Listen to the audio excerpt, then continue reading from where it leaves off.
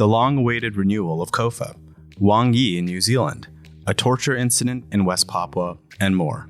Today is April 5th, 2024, and welcome back to Pacific Airwaves, a podcast on the Pacific Islands from the Southeast Asia Program and Asia Maritime Transparency Initiative at CSIS. I'm Andreyka in the studio with Monica Sato from AMTI. Welcome back to the show, Monica. It's really nice to be back, Andreyka. So you were recently traveling around Southeast Asia with CSIS to present on AMTI's recent report on environmental damage in the South China Sea. How was the trip? It was good. It actually just wasn't Southeast Asia. We also went to Australia and Taiwan. It was a really fun trip, but also very exhausting. I didn't realize that traveling for a month and a half would just kind of drain the life out of me. No, but it was great. It was the first chance I had to really, talk as an expert on something. So I felt very fulfilled in a way. And I guess the reception to the report has also been very good, especially for countries like the Philippines, Taiwan, and Australia. Oh, and Japan. That's great. Before we head on to the news, one last question. What was your favorite thing that you ate during your travels? Oh, that's such a good question. If their listeners remember Harrison, he was also on the trip, at least to a couple of countries. We ate at this really small, Vietnamese restaurant that had amazing pho. And I didn't realize that they also served those Chinese donuts with it. So it was so good. It was $1 for everything. So I kind of miss Southeast Asia prices. It was a mistake asking you that question before we broke for lunch. So I'm very hungry now. So let's get to it. Lots of news about the Pacific Islands this month. We should get into it. So kicking off a busy month, on March 8th, the U.S. Congress finally passed legislation to renew and fund the Compacts of Free Association Agreements, or COFA, as part of an omnibus package of the 2024 appropriation bills. Monica, can you remind our listeners, what is COFA? Sure. So it's a series of agreements between the United States and the countries of Micronesia, Palau, and the Marshall Islands, under which the U.S. provides economic assistance, including assistance in the form of trust funds, joint oversight committees, and sector grants. The recently passed legislation is the third round of funding for COFA, which, like the previous rounds, will last for 20 years. And what does Washington get in return? Under the treaties, Micronesia, Palau, and the Marshall Islands, or the freely associated states, allows the U.S. military to access their islands and also to deny similar military access to other countries. So these treaties essentially govern political and economic relations between the United States and the freely associated states. Yes, and they have been touted by the Biden administration as the bedrock of the U.S. role in the Pacific. Even so, the passage of this legislation on March 6th in the House and March 8th in the Senate took an awfully long time. So the process, delayed over 5 months, was dogged by bureaucratic red tape, congressional inattention, and in the case of the Marshall Islands, concerns regarding inadequate compensation for the nuclear legacy of U.S. atomic testing around the area, which we had previously discussed in other episodes. That's right. Listeners who tuned into last month's episode of Pacific Airwaves might recall that leaders in Micronesia and Palau warned about the delay in renewing COFA funding and its implications for U.S. strategic access to the region. Those remarks came on the heels of a failed bipartisan effort in the U.S. Senate to attach COFA funding to a $95 billion aid package for Ukraine, Israel, and Taiwan.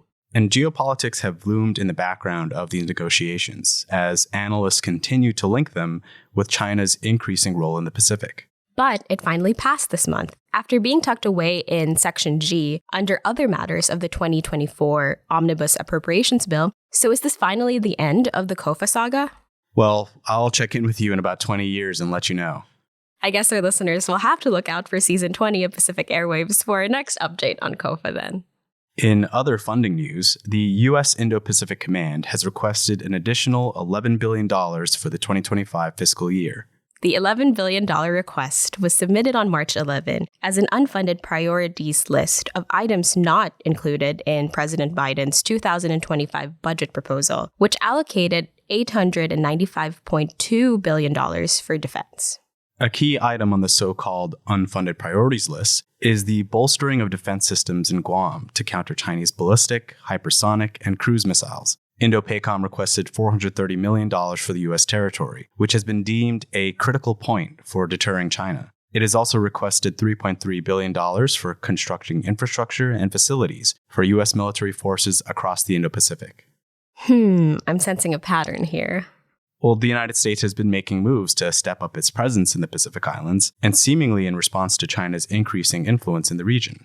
Okay, but stepping up might be an understatement. The $11 billion request by Indo-PACOM is nearly triple the previous year's $3.5 billion, and that's on top of a defense budget that went up 1% from fiscal year 2024. Shortly following these funding requests, Daniel Crittenbrink, the Assistant Secretary of State for East Asian and Pacific Affairs, spoke to the Senate Foreign Relations Committee about recent U.S. efforts to boost its presence in the Pacific. In a March 14 hearing, Crittenbrink said that the U.S. will open an embassy in Vanuatu imminently and is working diligently to follow up in Kiribati, pending its parliament's approval. And of course, Crittenbrink also reiterated warnings to Pacific Island nations about the dangers of establishing close ties with China. Okay, so we're hearing a lot about China in this episode. What has China been up to in the Pacific this month, Andreyka? China's Foreign Minister Wang Yi recently visited New Zealand and Australia on back-to-back trips. In New Zealand, he met with Foreign Affairs Minister Winston Peters and Prime Minister Christopher Luxon. Peters announced Wang Yi's visit while calling the Sino-New Zealand relationship one of the country's most important and complex. These were the first in-person meetings between Wang Yi, Peters, and Luxon. Both Peters and Luxon are part of the new Conservative government that gained control of Parliament in October 2023. And Luxon is slated to visit China in the coming months, according to Peters. So what was on the agenda for the meeting? Wang Yi and Peters discussed areas of cooperation, including shared goals of peace and stability, as well as trade, business, and security relations in the Indo-Pacific region. That all sounds nice. But they also addressed sticking points in their relationship, including human rights in Xinjiang, Hong Kong, and Tibet, New Zealand's engagement with the AUKUS Defense Pact, and New Zealand's broader concerns about Chinese activities in the region. Still, both parties came away from the meeting sounding optimistic, despite leaving many significant differences unresolved. Wang Yi called the Sino-New Zealand relationship a force for stability, with a healthy momentum, while Peters described the conversation as respectful, convivial, and very frank. But as China mounts a charm offensive in New Zealand, the influence continues to reverberate across the domestic politics of Pacific Island nations. Tell us what you mean. Last month, UN Harrison examined the Solomon Islands elections to be held on April 15. Since then, incumbent Prime Minister Manasseh Sogavare has maintained his position as a frontrunner while continuing to lavish praise on China's political system. Sogavare also suggested that democracy can lead to moral decay and gay marriage. It certainly was a wild campaign speech. Also, UN Harrison covered Tuvalu, where Vileti Teo was elected prime minister in a February election closely watched by the US, China, and Taiwan. And have there been any recent developments there? Initial fears about whether the election would lead Tuvalu to scrap its landmark Pilipili union with Australia and draw closer to China were all but erased when the country announced it would ratify the Security and Climate Migration Pact. Parliaments in both countries will now move forward with the ratification processes, and both countries are hoping that the union will enter into force by the end of 2024. And now back to New Zealand. The country has slipped into a double-dip recession amid rate hikes. Stats New Zealand reported that the economy contracted 0.3% in 3 months and by 0.1% in the December quarter. Do we know what's causing the drop in economic growth for New Zealand? Well, some argue that the lingering effects of COVID are impacting the country's recession, but it has also been associated with the recent hike in interest rates. And for a final news update, we'll be skipping over to Indonesia, where the military has issued a rare apology to all Papuans after a video surfaced showing a Papuan man being tortured by troops in the country's Papua region. The graphic video shows the young Papuan man being beaten by soldiers and taunted with racial slurs while crouching in a large barrel of water with his hands tied behind his back. In response, the Indonesian army is carrying out an ongoing investigation into the incident, so far detaining 13 soldiers who were involved. The incident has sparked the attention of the United Liberation Movement for West Papua and has led to calls for a UN human rights visit to be made to West Papua. Benny Wenda, a West Papuan leader in exile in the United Kingdom, announced that torture is such a widespread military practice that it has been described as a mode of governance in West Papua. We'll have to keep an eye on the case to see if the 13 soldiers end up being prosecuted for their role in the man's torture, or if any others are identified. Or if the United Nations investigates human rights abuses in the region. Absolutely. This atrocity can't be swept under the rug. And that's all we have for today.